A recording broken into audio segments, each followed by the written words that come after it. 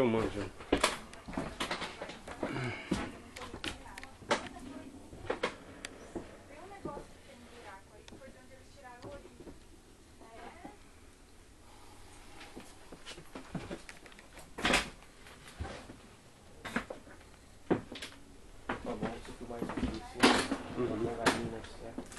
Parte estrutural não tá planificada.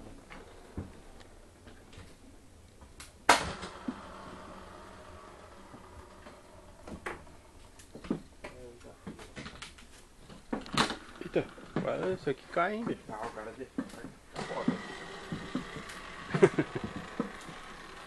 Brincar de... Isso aqui são saídas de emergência. Uhum.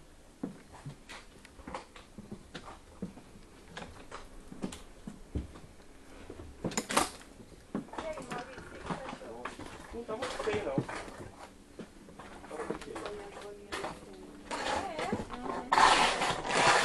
Eu falei pra ele, isso aqui vale dinheiro. Não é muito barato, não. E ele que não tá escolhendo mal, tá escolhendo legal aí.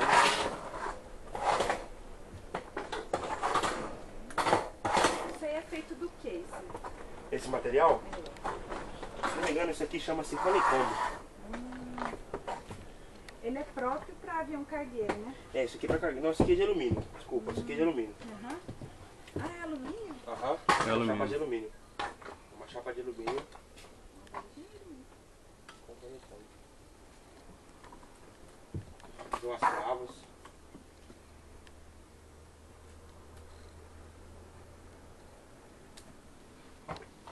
Olha, não tá feio não, viu? Eu acho que foi pro 7. Agora foi pro 7.